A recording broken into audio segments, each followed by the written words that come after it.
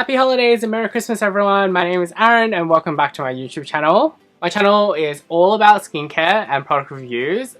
Click that subscribe button to see more.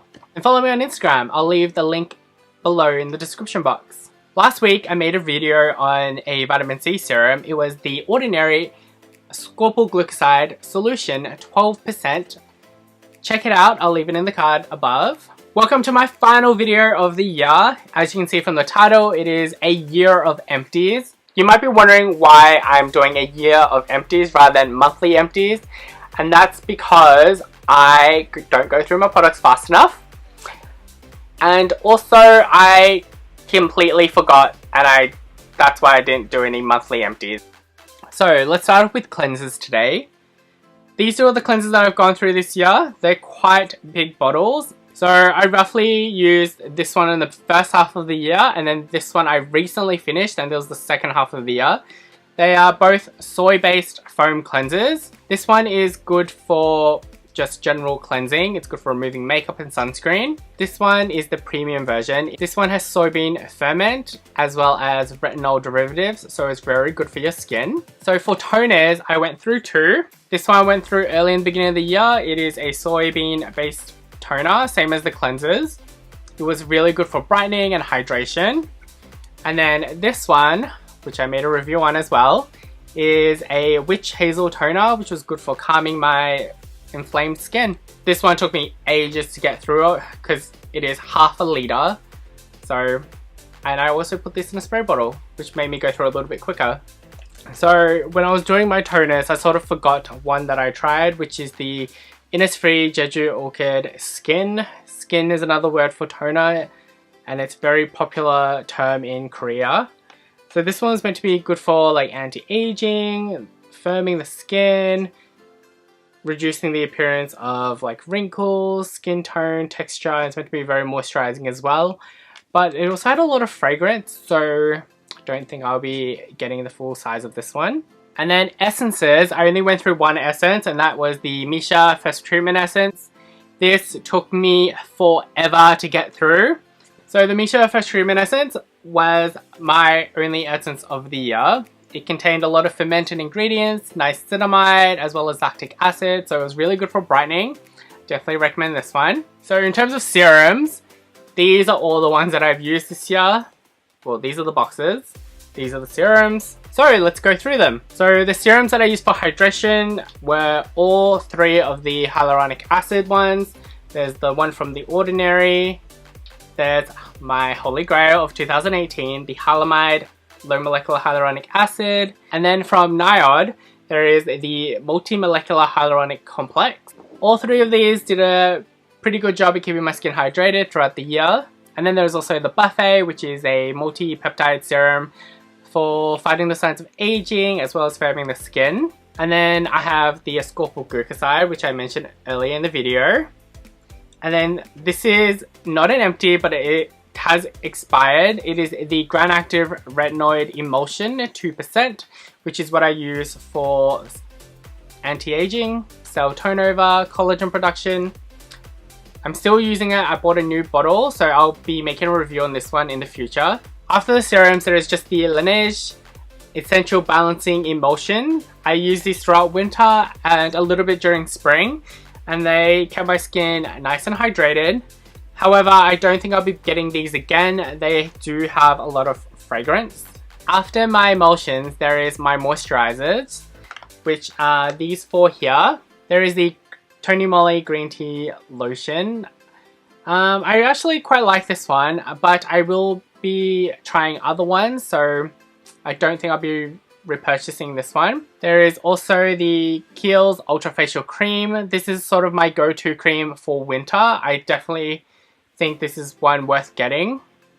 Out of all the Kiehl's products, I think this is one of my favorites. This is the Curel Ceramide Cream. It kept my skin barrier intact during winter. I definitely recommend going for this one if you're in Japan. And then I also had a sample of this Estee Lauder cream, which had an SPF of 15, which was really good for wrinkles.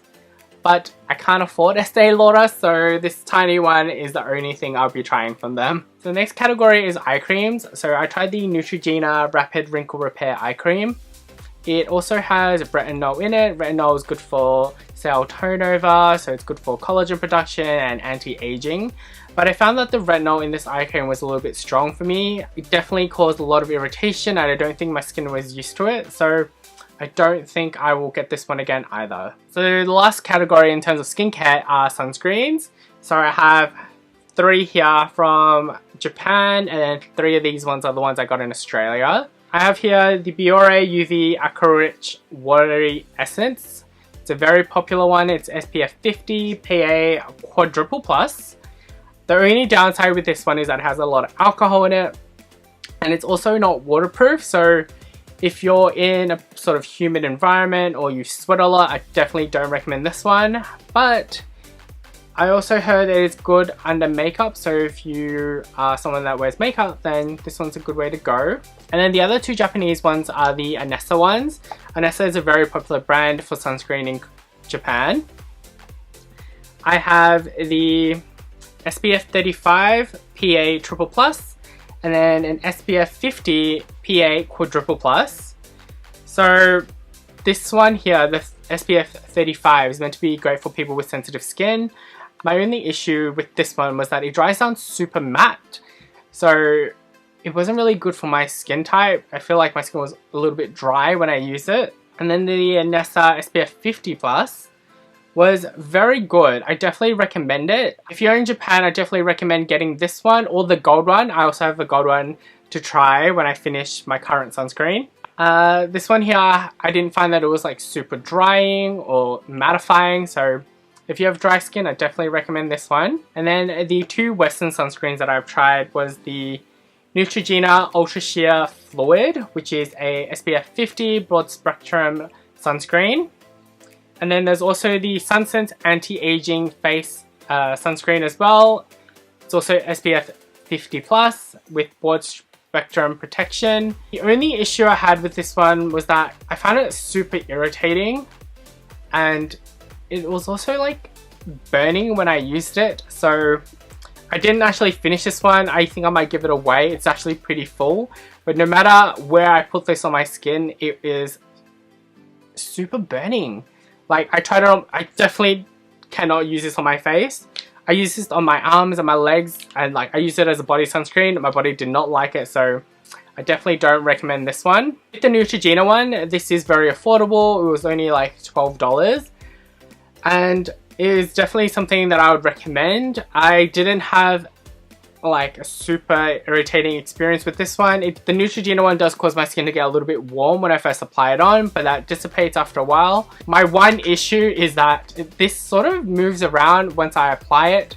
So even if I apply it just like around the lips, I feel like it gets onto the lips, and then when I lick my lips, I can actually taste the sunscreen. Also is very irritating on the eyes. So if you're someone like me who gets like hay fever and gets watery eyes and you have to scratch your eyes, well, not scratch your eyes, rub your eyes, I definitely don't think you should go for this one. However, if you have no eye like allergies or anything like that, you definitely recommend this one. It's only like $10 to $12, so very affordable. Definitely would recommend this one. So in terms of hand creams, I've only finished 2. There is the Aesop Mandarin, Rosemary and Cedarwood hand cream, and then I have the Hand Chemistry Hyaluronic Rich Hydrator from Deciem. So these 2 are the ones I finished. This one I literally used as much as I could. I rolled it up. I definitely think it's okay for my hands. I don't like to use fragrant products on my face, but with my body and my hands, this one was totally fine, even with the Mandarin. With the Hand Chemistry one, this is one of my favorites. It has fragrance in it, but it smells so good. I don't have anything left in here, but the inside still smells amazing. Definitely love this one. And I think this is only $14, so very affordable. You can definitely get it at Deciem. So onto body care. I only use 2 separate products for body care. One is the QV Gentle Wash, which is really good for eczema prone skin. It's very gentle, there's nothing stripping about it. And then there is also the QV cream. I use this all year because My eczema was acting up quite a bit this year, and I found this very hydrating, and it was also a very good occlusive, kept all my moisture in, and it's, yeah, great for the Australian weather. It keeps my skin hydrated, and it also minimized the symptoms of my eczema. And also, it's what my doctor recommended. You can definitely see that I go through a lot of these. The gentle washes are 1.25 kilos each. I get them at Chemist Warehouse. I think they're like $20 each, roughly. And yeah, it doesn't strip or dry out my skin. Definitely recommend this for people who are eczema prone or have super dry skin. And then these QV body creams come at 1 kilo per bottle. And these ones are a little bit more expensive. It's $30, but as you can see, I've only gone through 2 throughout the whole year. So they definitely go a long way. And recently I've been mixing it in with some like face oils, and I feel like adding a face oil to these is very hydrating for my skin, and my skin feels just especially hydrated all year round. Some of the main ingredients in here is petrolatum as well as squalane. I know a lot of people don't like that greasy feeling. If your skin tends to be dry and eczema prone, then I definitely recommend this one. They also have a lighter version, which is the lotion. The label is pink. I definitely recommend trying that one as well. When Australia gets hotter, I sort of shift from the creams to the lotions. It's a little less occlusive and my skin can breathe a little more during summer. But during autumn and winter, when the weather is cold and dry, these ones are the way to go. So the only sort of like sheet masks I used during the year were by Innisfree and Nature Republic, but I actually didn't keep any of the like little empty sheet packets. The only one I kept was this big one from Japan. It's the Quality First all-in-one sheet mask, and it's the moisture version. So in this box of sheet masks, there are 50, I believe. I actually didn't go through it. You're meant to finish this within 3 months, which meant I needed to use a sheet mask like every second to every third day to get through it on my own, which I didn't, sadly. So it's past the expiry date, so I'm going to get rid of this as well. But if you watch my skincare gift idea video, this is sort of one of the gift ideas that I recommended. It is definitely one that you should share because of how many sheet masks are in here and how quickly you're meant to get through them. So the last group of products that I have is hair care and sort of hair styling products, which are these ones here. So for shampoo, I had this OGX Hydrate Marula Oil Shampoo. Sadly, I don't think I will be repurchasing this. It's still too stripping on my scalp, and my scalp is still very itchy and dry even after using this one. I bought this one because I thought the marula oil will soothe my scalp and keep it a little bit hydrated and sort of help with the dryness and itchiness, but sadly it's still a little bit too stripping. It also had a ton of fragrances, and it also had colouring in here as well, so definitely won't be getting this one again. In terms of conditioner, I only had this Renewing Argan Oil of Morocco. It is the Intensive Moisturizing Treatment. I use this as a conditioner in my hair. It actually works really well.